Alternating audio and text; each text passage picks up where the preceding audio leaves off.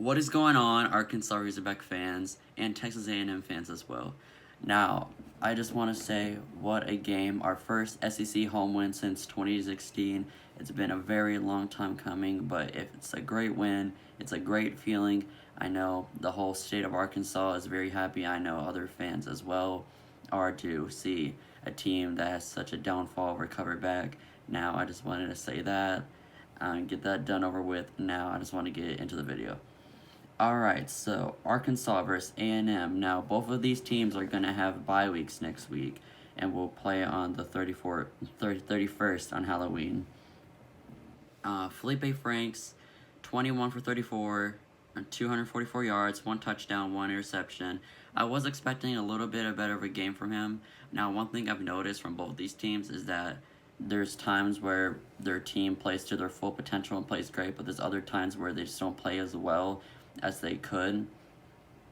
And Smith, Rakeem Boyd's backup, who came in for him while he was injured versus Mississippi State, and he took over for his Auburn.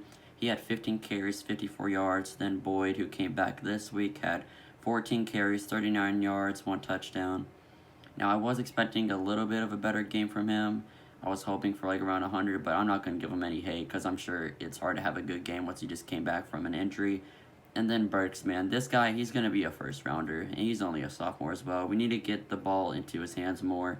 11 receptions, 137 yards, 1 touchdown. And then let's get into the defense. This Barry Odom effect is real. Grant Morgan, 19 tackles, 5 solo, 1 sack, 1 interception, and 1 touchdown. And he did that with like one arm too as well, because he had an injury versus Mississippi State. And after that, he was basically pretty much playing with just one arm. And then Hudson Clark, the walk-on. 3 interceptions, man. What a game for him. It's always great to see the walk-ons and just really mainly anybody just have a great game. But it's always fun to see the walk-ons have a great game. And then I want to get to the stats for A&M. Mond, 13 for 23, 139 yards, 2 touchdowns, and 1 interception. Now, this is what I was saying before. I feel like both teams, there's times where they could have, I'm messing up so bad. There's times where they could throw for 300 yards, and there's times where they could throw here, for example, for only 100 yards. But both quarterbacks definitely have high potential, and we'll just have to see whoever comes and plays the hardest out of both of them. And then Spiller. This dude's pretty good. I haven't kept up with A&M this season, but looking at these stats, it's wow. 18 carries, 114 yards, 2 touchdowns, very impressive. And then Lane, 2 receptions, 70 yards, and 1 touchdown. I have not been keeping up with A&M this season, but we're definitely going to need to watch out for Lane because I'm sure they will target him as they come into this game. Now, we have a 24.3% chance to win. The spread and over-under has not been released yet. It's such a difficult game, man, because both teams' defenses has been playing well, and like I've said, both offenses have good games, and then there's times where they don't play to their full potential. As for an example, let me flip it over.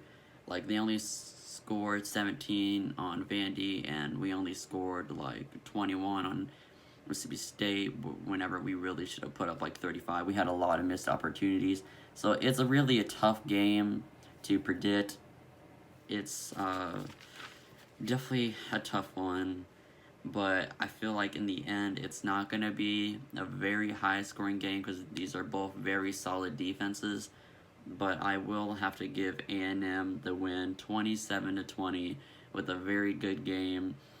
It's going to come down to the wire. I feel like A&M's and Arkansas's games are always come down to the wire ever since like 2010. It's always just a back and forth overtime game, or we'll have a lead and then they'll take the lead. It's just always a back and forth game. But I do have A&M taking the win 27-20. And that is the end of the video. I hope you guys enjoyed watching, and as always, leave a like and a comment. I always like to hear you guys, what do you guys have to say, and if you can, please subscribe. I'm trying to hit 20 subscribers, and that is my goal. But a subscribe is not needed, but it is always appreciated, and as always, thank you guys for watching, and go Hogs.